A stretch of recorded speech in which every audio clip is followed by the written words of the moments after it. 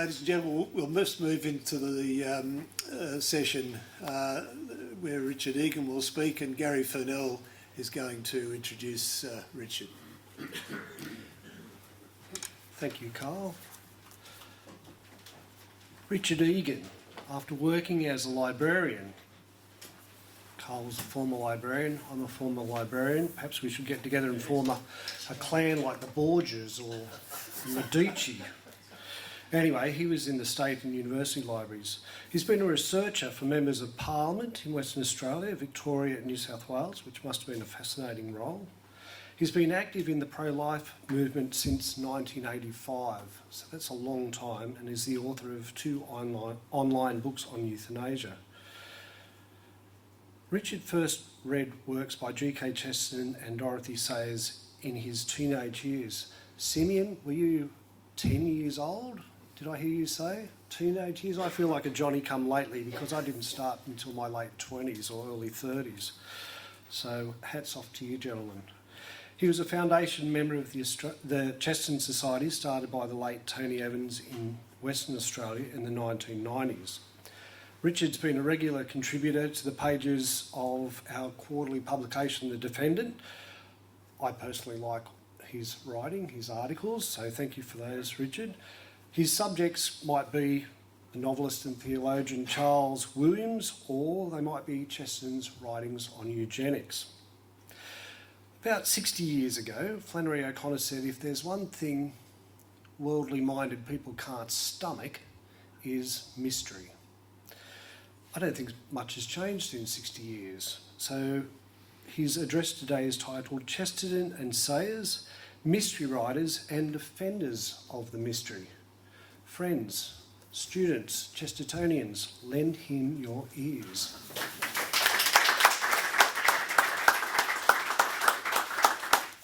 Thank you for that very kind introduction, and it's good to be with fellow librarians. I just wanted to make a comment on the previous presentation, because when Elvis mentioned George Bernard Shaw, and you'd been talking about magic, of course it was George Bernard Shaw who essentially prompted the writing of magic, and that sort of came into my mind, and I was going to ask you whether it was true or not, and I thought, oh, well, I'm a librarian, I'll just look it up. So I looked, it is true, but I just thought I'd smuggle in the quote with the George Bernard Shaw letter when he threatens Chesterton, it's time to write a play. Of course, Shaw had written several plays at that point. I shall repeat my public challenge to you, vaunt my superiority, insult your corpulence, torture Belloc. Shaw probably wanted to do that anyway, but anyway, it's part of the threat. If necessary, call on you, this is the best bit, and steal your wife's affections by intellectual and athletic displays until you contribute something to the British drama. And so we have magic and the wonderful film. So that kind of leads me into the start of the comparison between Chesterton and Sayers, because they were both writers who wrote works in a whole range of genres: poetry, drama, literary criticism.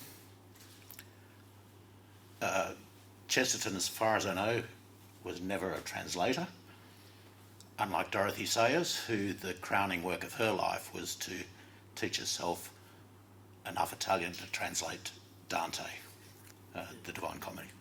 Translating his own work was a sufficient undertaking, I think. Well, his secretary had to translate his writing, I think, which was quite a challenge, wasn't it? But they both wrote detective or mystery novels. They also both wrote on Christian orthodoxy and the creeds. Sayers was 19 years younger than GKC, and she wrote the preface to his play The Surprise, and at his request. And in that, Sayers says of Chesterton, to the young people of my generation, GKC was a kind of Christian liberator. Like a beneficent bomb, he blew out of the church a quantity of stained glass of a very poor period and let in gusts of fresh air in which the dead leaves of doctrine danced with all the energy and indecorum of Our Lady's tumbler. It was interesting. I just saw on the book display that there's a book called Tumbler of God about Chesterton. I've not come across that before, so it may be a reference to this. If you don't know the story of Our Lady's tumbler, he was the hero of a 12th century legend of a man who joins the Cistercians at Clairvaux, St Bernard, and distressed at having no other learning or skills with which to serve God, spends several hours each day dancing and tumbling before an image of Our Lady in a chapel. The abbot finds out and, far from scolding him, honours his zeal and humble devotion. The legend concludes, "In happy hour he tumbled, in happy hours he served, for thereby he won high honour, such that none may compare therewith." This is what the Holy Fathers relate concerning what befell this minstrel. Now pray we to God, who has no like, that he grant us so to serve him that we may earn his love. And that could be a conclusion about Chesterton, of course.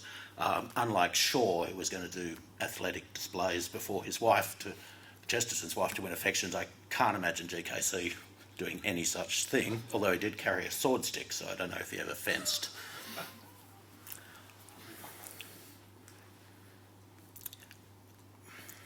In Orthodoxy, GKC in fact describes himself as the fool of this story, which no rebel shall hurl from his throne. He was proud to be a fool. His Orthodoxy, published in 1908, was read by Sayers as a 15-year-old girl.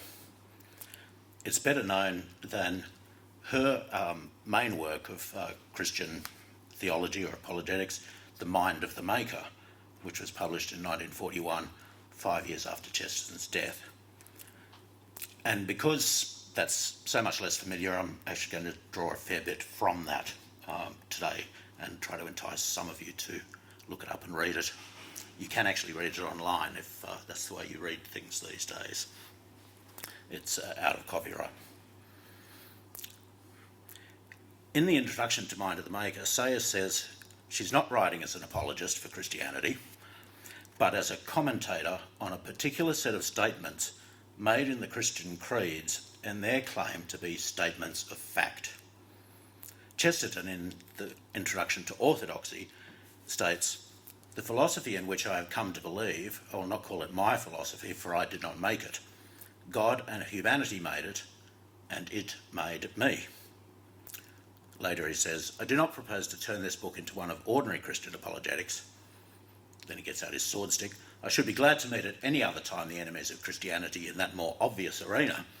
Here I am only going to give an account of my own growth in spiritual certainty."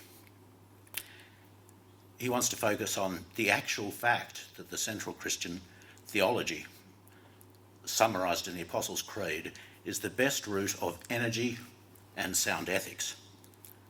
When the word orthodoxy is used here, it means the Apostles' Creed, as understood by everybody calling himself Christian until a very short time ago.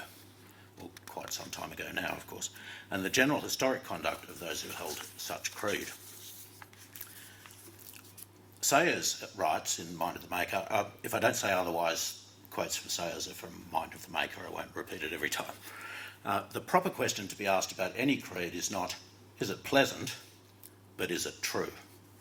Chesterton states, there is an authoritative need to believe the things that are necessary to the human mind. But I say that one of those necessities precisely is a belief in objective truth. It's a bit like Dr. Johnson, how do you rebuke the solipsist who thinks everything's all in his mind and says, I rebuke him thus, and with his foot kicks a very hard stone. And a true solipsist who believes everything's in his mind couldn't get out of bed in the morning because will there be a floor to put your feet on? And so Chesterton's point is that to function as a human being, we have to believe in objective truth. You might have a philosophy that says something else. You can't actually live that way. This focus on facts, is it true, is central to solving crimes, and therefore to the detective story, as well as to solving the larger questions which confront any thinking person, such as the big ones, the existence and nature of God, many others of course. Chesterton and Sayers both expressed the view that the sharply defined statements in the Orthodox Creed resulted from the need to respond decisively to heresies. Chesterton, in a very well-known passage of course, and with typical imaginative colour, describes orthodoxy as the heavenly chariot flying, thundering through the ages, the dull heresies sprawling and prostrate, the wild truth reeling but erect. Sayers, somewhat more prosaically, asserts that the creeds would never have been drawn up at all, but for the urgent practical necessity of finding a formula to define experienced truth under the pressure of misapprehension and criticism.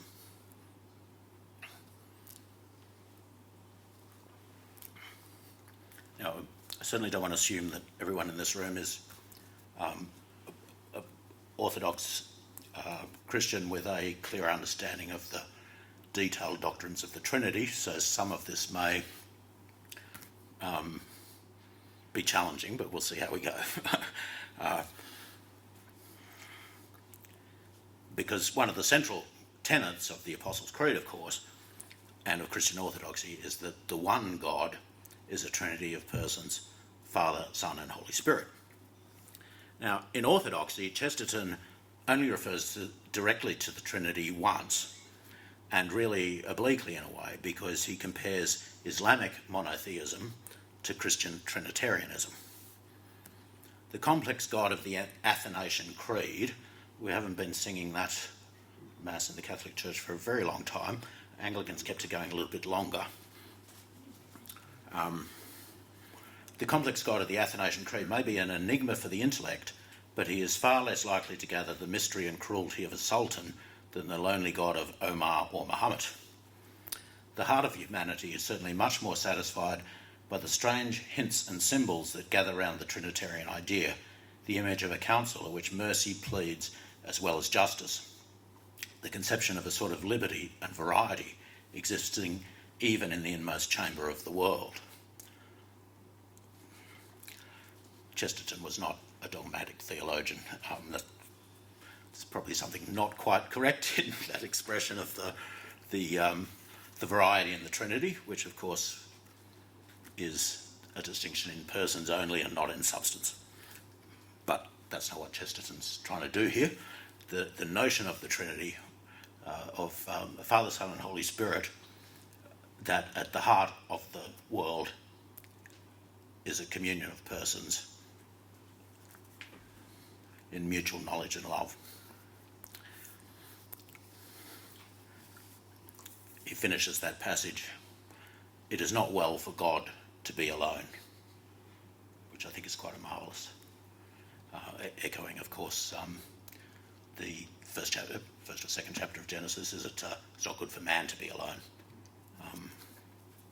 By contrast, Sayers' mind of the maker is focused on the Trinity from start to finish. More precisely, on a very curious task she undertakes, and this may be of interest to our filmmakers and to any authors. The Christian affirmation, says Sayers, that the Trinitarian structure, which can be shown to exist in the mind of man and in all his works, is in fact the integral structure of the universe, and corresponds not by pictorial imagery, but by a necessary uniformity of substance with the nature of God, in whom all that is exists. Let me try to unpack that a little bit, it's fairly dense. So she's going to go on to expound a particular view of the creative process and draw an analogy between that and the Trinity. And so she draws a parallel between the creative idea, the creative energy that puts that idea into action, and then the creative power, which is when that marvellous film Magic is shown, how that is received and changes lives, and how Elvis talked about It's a Wonderful Life, how that saved people's lives. And so she's saying, she's drawing this connection between these two things, and it's not just like thinking of a simile or a metaphor, it's an analogy. And of course, Thomas Aquinas talks about this a lot. We know God through the things that he has made. We encounter them first, but in the order of being, they exist first in God. I want to give an example of that from George MacDonald, who C.S. Lewis said of him, he baptised my imagination. If you don't know MacDonald, his stories Phantastes and Lilith and others. But St. Paul in his letter to the Ephesians says, I bow my knee before the Father, from whom all fatherhood in heaven and on earth is named. It's an interesting verse. MacDonald wrote this poem to his father. He refers to his father as thy, so that's just he's not talking about God, he's talking about his dad. Take it the first fruits, Father, of thy care, wrapped in the fresh leaves of my gratitude, late waked for early gifts ill understood. Thou hast been faithful to my highest need, and I, thy debtor, ever, evermore, shall never feel the grateful burden sore. Yet most I thank thee, not for any deed, but for the sense thy living self did breed, that fatherhood is at the great world's core. And so MacDonald's saying, through his lived experience of his relationship with his father, he got an insight, a knowledge that at the centre of this great world is fatherhood, the fatherhood of God. And so that's what St. Paul's saying. I bow my knee before the Father, from whom all fatherhood in heaven and on earth is named. And whatever attribute we attribute to God, God was the rock before there were rocks. He made rocks as a participation, to use Thomas's language, in being, and a particular aspect of being of solidity, immovability, strength. Those things are in God first, and only afterwards in rocks. But we get to know firmness, immovability, first through rocks. And so the psalmist can say, the Lord's my rock and my salvation. And so all of that is to try to explain what Sayers is trying to do in Mind of the Maker, which is to draw this extended analogy between the Holy Trinity, the Father, the Son, who, as St. John puts it, is the Logos, or the Word of God, or God, well, go to St. Augustine, because he also draws an analogy about the Trinity from the working of the human mind. And in the reference, Book 9 of his On the Trinity, Augustine says, we may see in ourselves, as much as we are permitted, the image of God. And we see that if we reflect on our own internal workings, when the mind knows itself and loves itself. In this experience, there remains a trinity. There's your mind, there's your knowledge of your mind, and he goes on, and this trinity is not confounded together by any commingling, although they are each severally in themselves, and mutually all in all, or each severally in each two, or each two in each. So the mind loving itself as known is analogous to the Father and Son together breathing forth the Holy Spirit, who is their mutual love. Sayers first, before she wrote Mind of the Maker, threw this idea into her 1937 Canterbury Festival play, The Zeal of Thy House.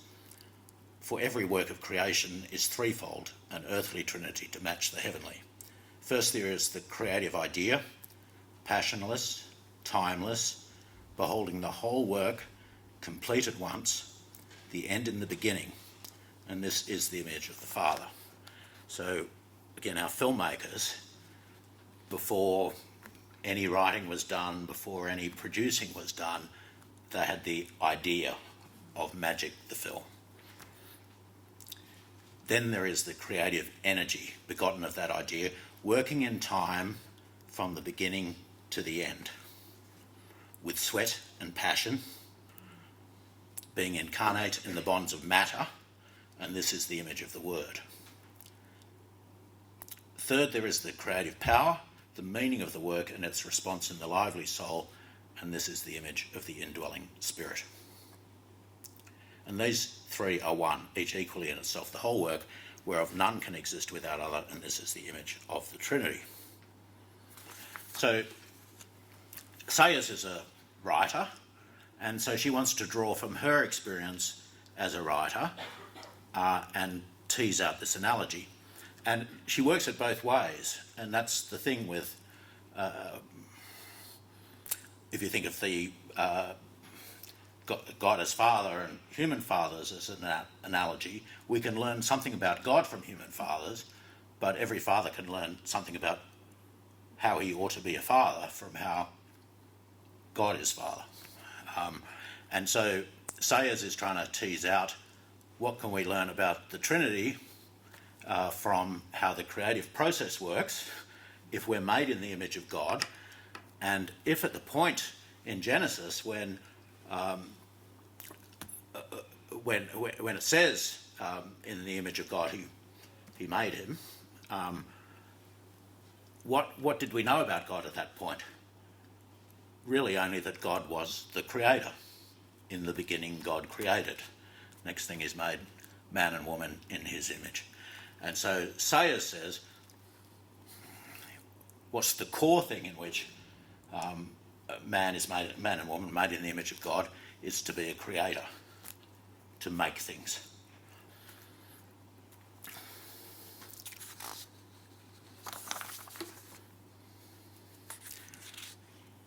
Now, she draws from her own experience in Mind of the Maker, but she also draws from several other authors, and there's 4 quotes from Chesterton.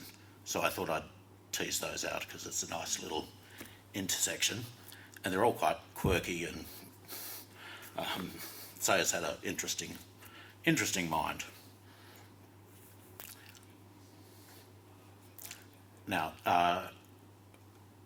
Simeon stole this quote earlier, so I have a shorter version of it than the longer version he had, but Sayers quotes from The Secret of Father Brown to explain how an author creates a character. When making a character, the author in a manner separates and incarnates a part of his own living mind. He follows out, in fact, the detective system employed by Chesterton's Father Brown. And I won't read the whole quote, I'll read parts of it. I mean that I really did see myself, says Father Brown, my real self committing the murders, except the actual final consent. So in Mind of the Maker, this leads into a lengthy discussion about the relationship between an author's characters and the author, and how this relates to the relationship between God and his created works. And Sayers has a little sort of catalogue of heresies that she obviously rejects as an Orthodox Christian, but she likes to tease her analogy out by equating them to flaws in the creative process. So she rejects pantheism. So pantheism is the idea that all is God and God is all. There's no distinction between God and anything else that is. So she rejects that in the terms of her analogy by saying the author's complete works do not exhaust the mind of the author. So at the end of our filmmakers' lives, it won't just be their catalogue of works that will be everything about them. The works are separate from the author. She also rejects the Hindu doctrine that all apparent creation is an illusion and nothing is real but the absolute. Sayers asserts that the author's characters are real and once written have a real existence, in some sense at least, outside the author's mind. And she actually develops this quite a lot, and certainly lots of authors talk about this. They might invent a character, they can't make that character do whatever they like, or if they do, the work won't work. Chesterton, in his essay on Dickens, Our Mutual Friend, and anyone who hasn't read Chesterton on Dickens, I really encourage you, whatever your favourite Dickens book is, read what Chesterton had to say about it. It's always very insightful. But in Our Mutual Friend, there's a character, Mr. Boffin, and it's generally held that there's a surprise change in Mr. Boffin. He presents as a miser, and then he presents as generous, and then Dickens tries to smooth it over this change in character by saying, oh, he was just kidding when he was acting like a miser, and it doesn't hold up, and Chesterton points out it doesn't hold up.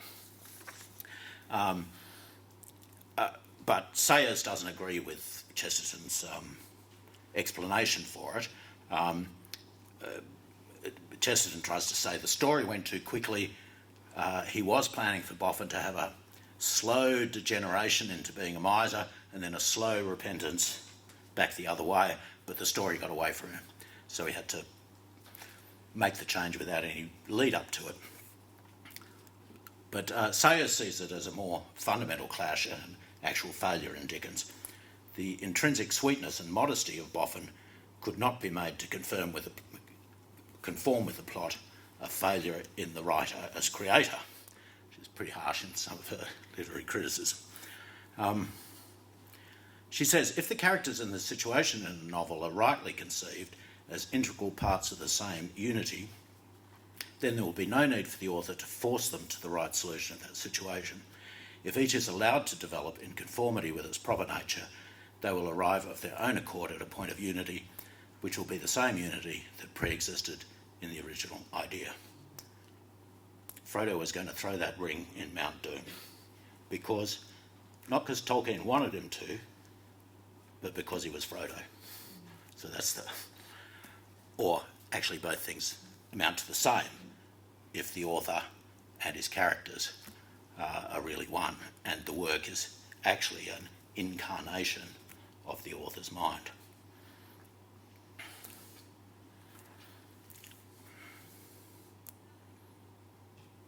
The third quote from Chesterton is I think, quite funny.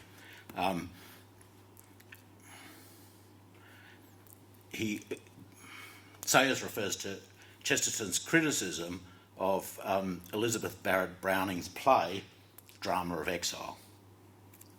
I don't know if any of you Chestertonians have read Chesterton's criticism of Elizabeth Barrett Browning. And Sayers calls this an example of Gnosticism. For those not familiar with the catalogue of heresies, it's essentially the denial of the positive value of the world of matter. Gnostics say it's the spirit that matters.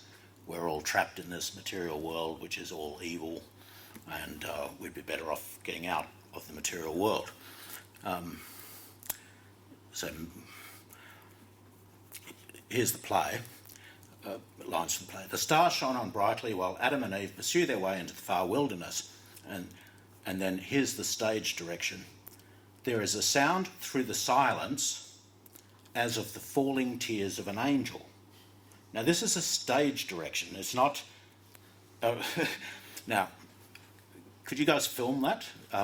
The falling tears, the sound of the falling tears of an angel. And Chesterton says in his rambunctious sort of way, how much noise is made by angels' tears?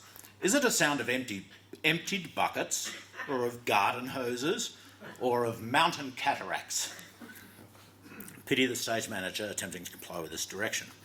By contrast to Gnosticism, from the Christian Orthodox point of view, the Word was made flesh, and we have seen his glory, the glory as of the only Son coming from the Father.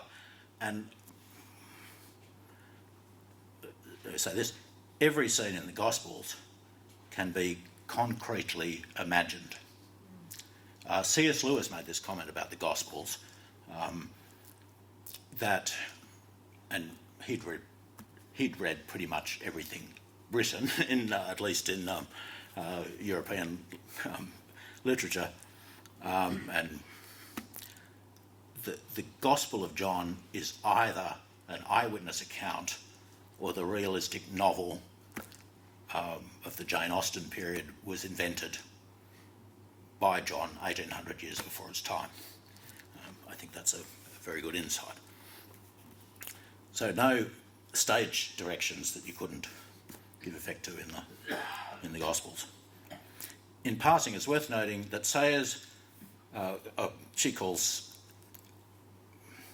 artistic Arianism. So Arianism is the view that the Son is not true God, but was the first creature, so a very powerful angel.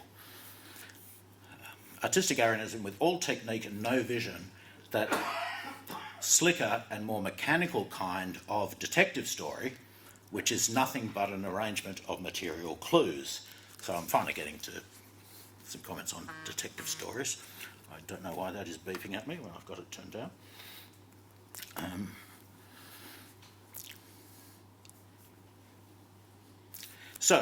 I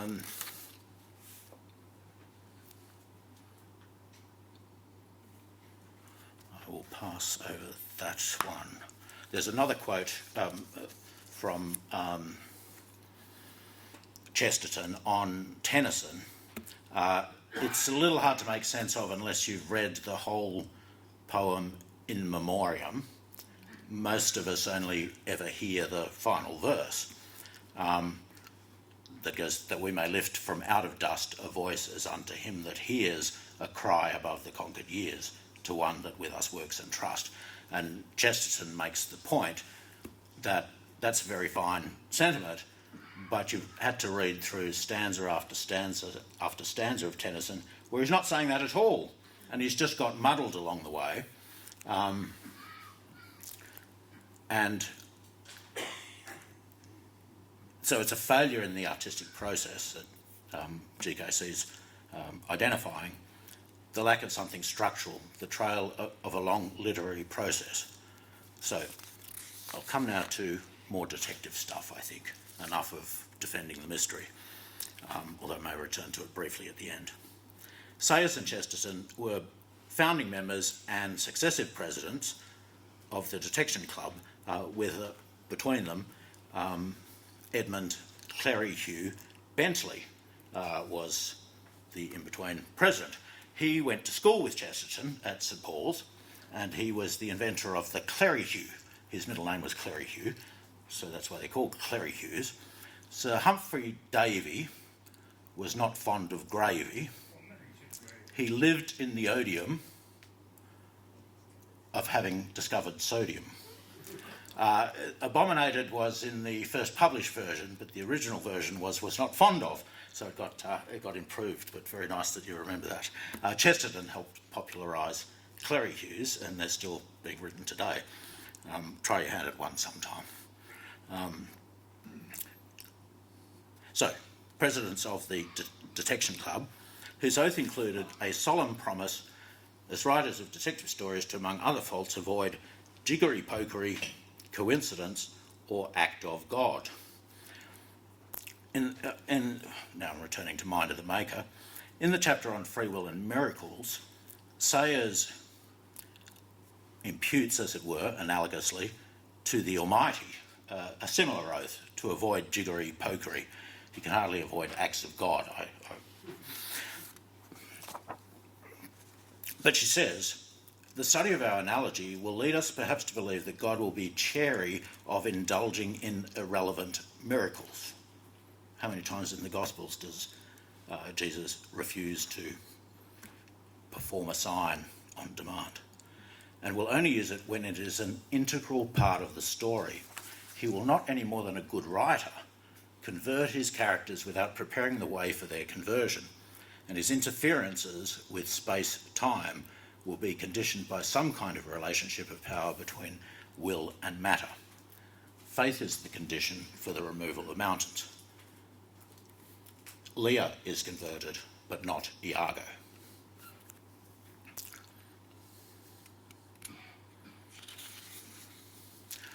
In the chapter on the Incarnation, Sayers writes, Christian doctrine further affirms that the mind of the Maker was also incarnate personally and uniquely. Examining our analogy for something to which this may correspond, we may say that God wrote his own autobiography. C.S. Lewis, in his review of Mind of the Maker, suggests that Dante's insertion of himself into the Divine Comedy, he woke in a would be a better analogy than autobiography. I'm not sure he's entirely right, because Dante in the Divine Comedy is a character who does not necessarily fully incarnate Dante the man, but of course in Christian orthodoxy Jesus is fully God and fully man, and in seeing him, as St John says, as Jesus says, if you've seen me, you've seen the Father. In orthodoxy, Chesterton writes, Sayers first, by incarnation the Creator says, this is what my eternal idea looks like in terms of my own creation. This is my characterhood in a volume of created characters. In orthodoxy, Chesterton writes, according to Christianity, in making the world, God set it free. God had written not so much a poem, but rather a play he had planned as perfect, but which had necessarily been left to human actors and stage managers who had since made a great mess of it. It is a difference between writing novels and writing plays. Someone has to act your play, manage your play, and so on. So it's, if you've just written a book, you get it printed and people can read it. Although Chesterton does not advance the idea, the notion of creation as a play naturally accommodates the possibility of the author, like Stan Lee, entering upon the stage as a character in his own drama, or Alfred Hitchcock, of course, as well. Perhaps a better analogy for the Incarnation than either autobiography or the Divine Comedy. God has come on the stage.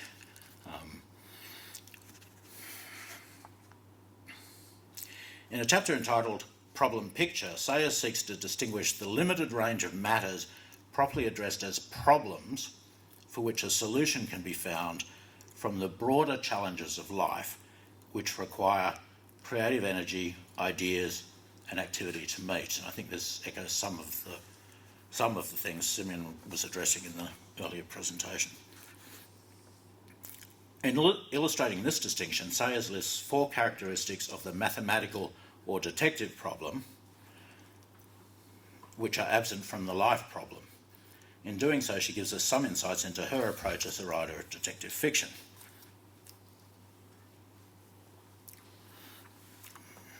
Firstly, Sayers states that the detective problem is always soluble. It is in fact constructed for the express purpose of being solved.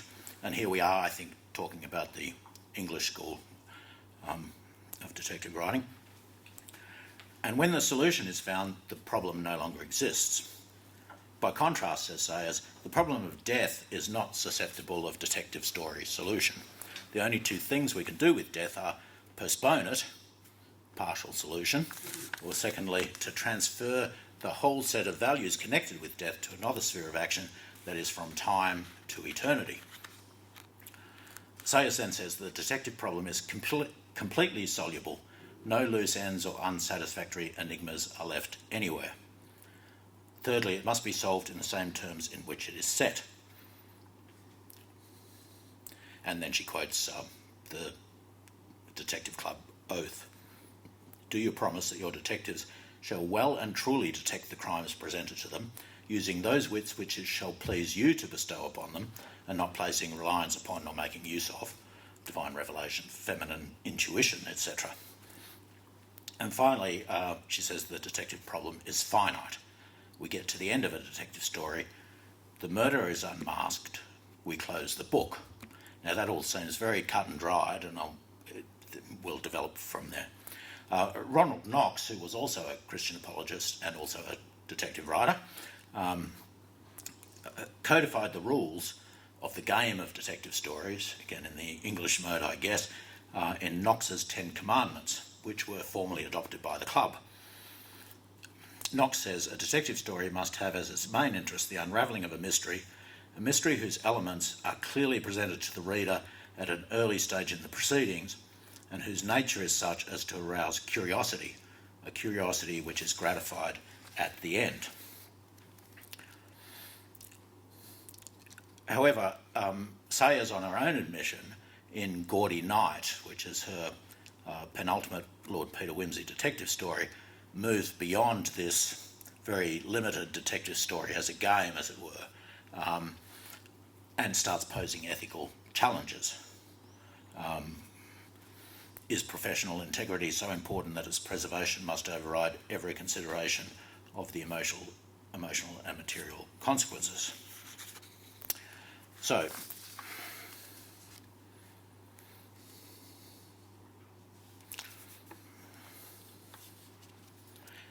just return to Chesterton in Orthodoxy. If I am asked as a purely intellectual question why I believe in Christianity, I can only answer for the same reason that an intelligent agnostic disbelieves in Christianity. I believe in it quite rationally upon the evidence. But the evidence in my case, as in that of the intelligent agnostic, is not really in this or that alleged demonstration. It is an enormous accumulation of small but unanimous facts. The 8th commandment of Knox's Decalogue for detective writers reads, "The detective must not light on any clues which are not instantly produced for the inspection of the reader." That's very annoying if you read a detective novel and the detective's found out something and hasn't told the reader. A satisfying detective story must give sufficient clues for an astute, attentive reader to solve the problem without making it evident from too early in the story. It's a balancing act. We need enough clues, but not so obvious. We all know it from page 1. I made a whole list of the clues Chesterton drops in his second Father Brown story, The Secret Garden, but noting the time, I won't rehearse those. Just take it on faith or have a read yourself, and you'll find in the first 2 pages, before there is a murder, you've already got 1, 2, 3, 4, 5, 6, 7, 8 clues. And then you find the body of a very tall and broad-shouldered man with big shoulders clad in black cloth with a severed head entirely sundered from the body. But you've had the clues already. We are born into this world with an endless capacity for curiosity. We see the clues before we can formulate the questions. Chesterton, towards the end of Orthodoxy, writes a passage that captures something of the curiosity of a child. "For I remember with certainty this fixed psychological fact, that the very time when I was most under a woman's authority, I was most full of flame and adventure. Exactly because when my mother said that ants bit, they did bite, and because snow did come in winter, as she said, therefore the whole world was to me a fairyland of wonderful fulfilments. It was like living in some Hebraic age when prophecy after prophecy came true. I went out as a child into the garden, and it was a terrible place to me, precisely because I had a clue to it. If I had held no clue, it would not have been terrible, but tame. A mere unmeaning wilderness is not even impressive. But the garden of childhood was fascinating, exactly because everything had a fixed meaning which could be found out in its turn. Inch by inch, I might discover what was the object of the ugly shape called a rake, or form some shadowy conjecture as to why my parents kept a cat. Our divine creator, I believe, has left enough clues lying about for us to discover the answers to the big questions if we really want to know them. G.K. Chesterton and Dorothy Sayers, who both wrote detective or mystery novels, were also defenders of the mysteries of Christian orthodoxy: Trinity, Incarnation, Redemption. They help us follow the divinely scattered clues and grasp the truth. Thank you.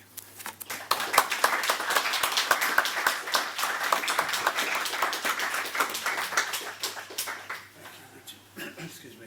Thank you very much. If you'd like to stay around and Yeah, sure. people with Comments or questions? questions,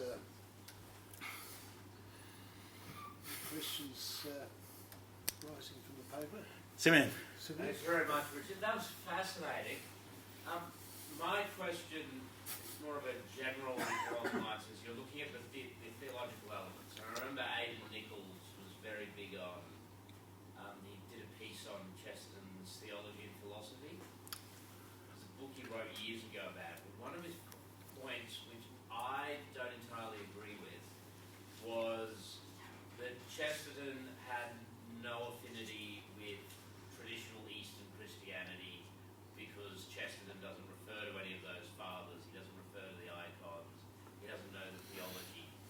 Whereas a lot of Chesterton's stuff seems to fit in with the mystical tradition. I mean, it'd be like saying he's got nothing in common with Therese of Lisieux, when, you know, that focus on the small and the ordinary is... Yes. Well, look, I'm not familiar with the Nichols piece. So what I would say is go back to St. John Paul the Great. The church needs to breathe with two lungs, the east and the west. And anyone who is truly Catholic is going to have part of the Eastern tradition, because the Catholic Church is not the Latin Church of the West. That's only half a lung. And so if we're all sons and daughters of the Church, baptised into the one Holy Catholic Church, we're all Armenian Orthodox, Syrian Apostolic Church. There's one baptism, one faith. And so I think Nichols may have been saying that in Chesterton you don't find explicit references to the Greek fathers or to icons or particular Eastern traditions of prayer. But I think what you're saying is that there's elements in Chesterton that, if you are reading it with the eyes of Eastern Christianity, will find echoes and so on. I think that's precisely why that would be the case, because Chesterton was a Catholic. He breathed with both lungs in that very big, capacious chest of his. Well fumigated with tobacco smoke. Ah, yeah, indeed. Man after my own lungs.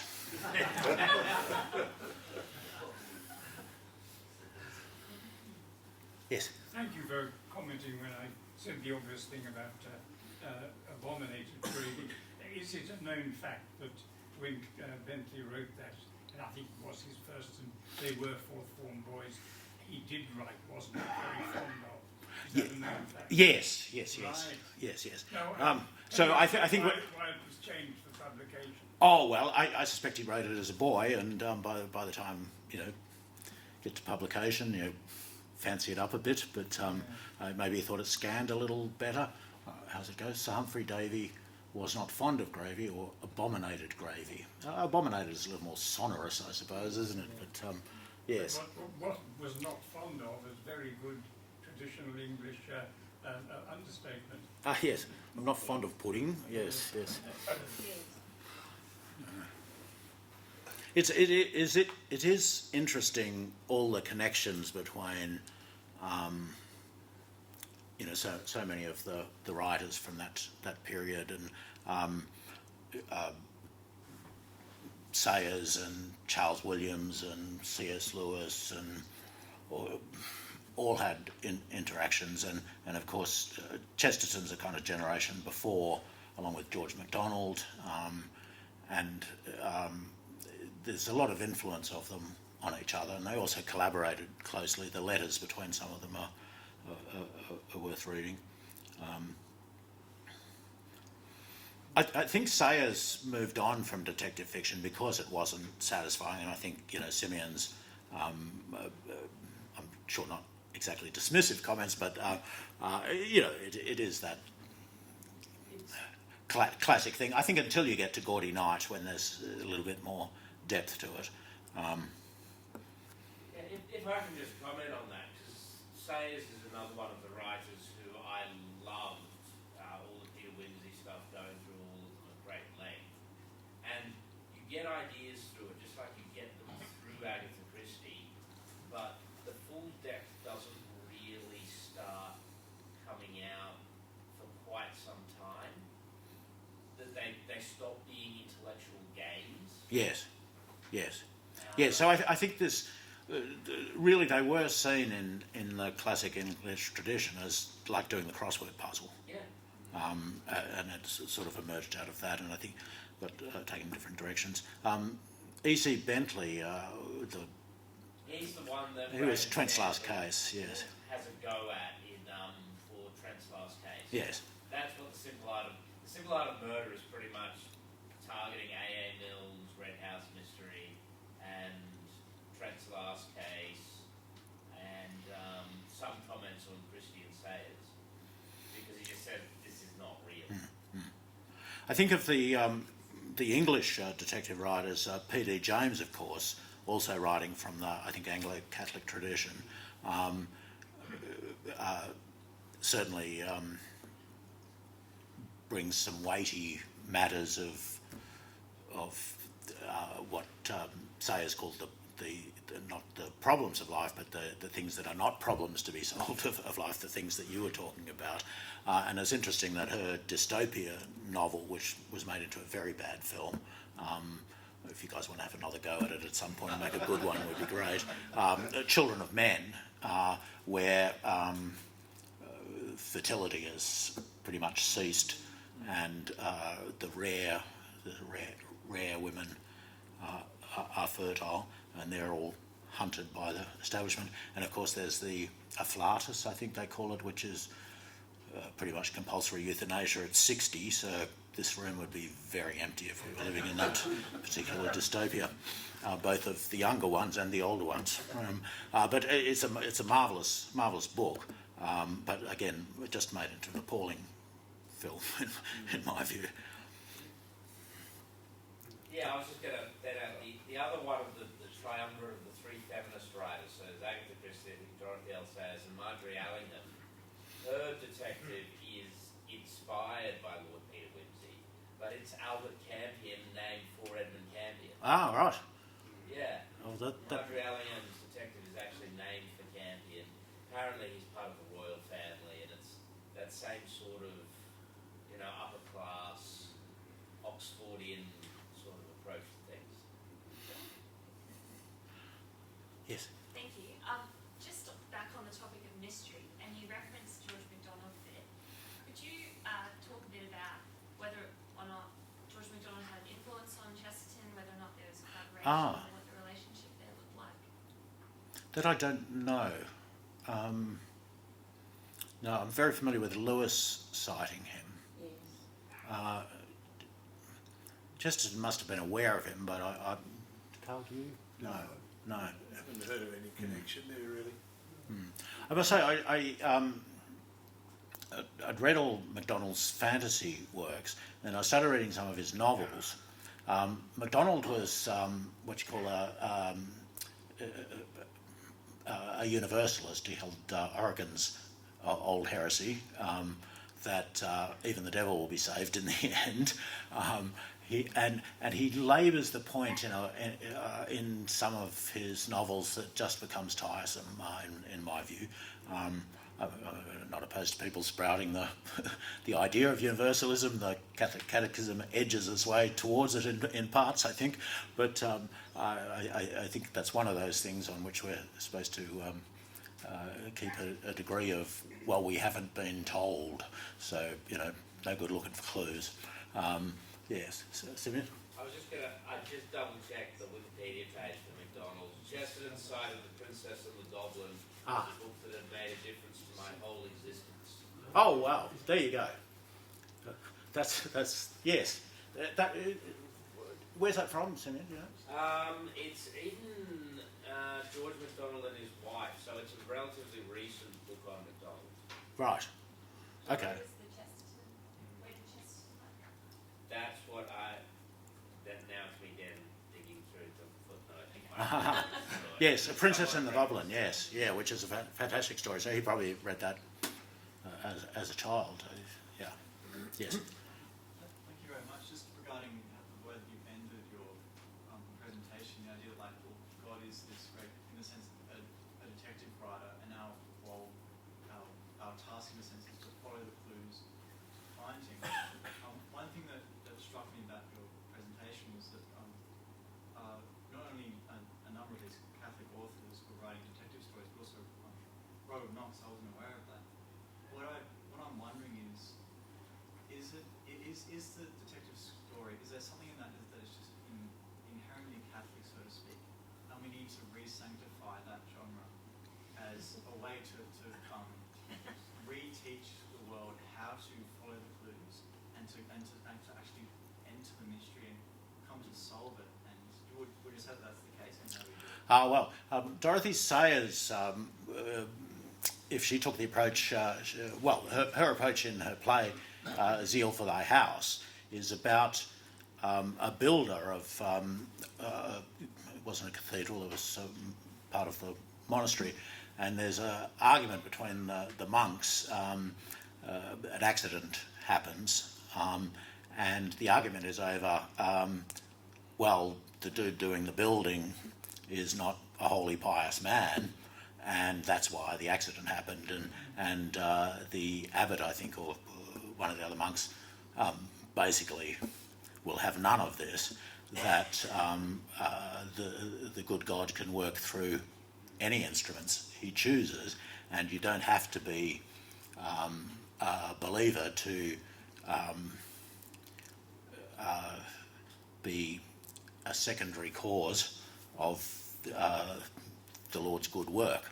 And so I think I don't think Sayers would accept the idea that you had to be an Orthodox Christian to write good detective stories. I think that would be the bottom line there, which doesn't mean that people with faith and with the right gifts may not bring another dimension to the writing of a detective story, but it won't be as detective story necessarily, I would say. But I think that's a complex argument to tease out. Thanks, Carl. Thank you, Richard. Perhaps one of the interesting things about those people, those different authors that Richard mentioned, I think overwhelmingly they were converts, often to Christianity and then eventually Catholicism. And in a way, compared even to cradle Catholics, it meant that they had to be even more attuned to the clues because they lacked any awareness of them in their earlier life. So Chesterton, Sayers, Knox. Sayers, not a convert, daughter of a clergyman. Was she? She was a convert to Catholicism, was she? Oh, sorry. Oh, well, that theory goes by the board, doesn't it? I'm studying for new theories that will interpret crime. Yeah. Yeah.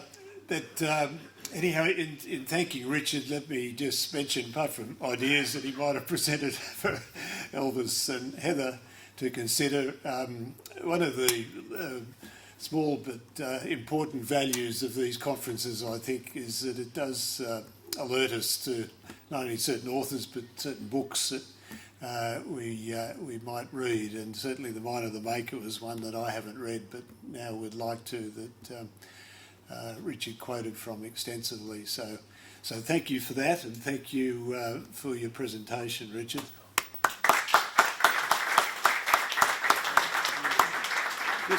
Just before we break for lunch, I want to invite Michael Mendieta to come forward.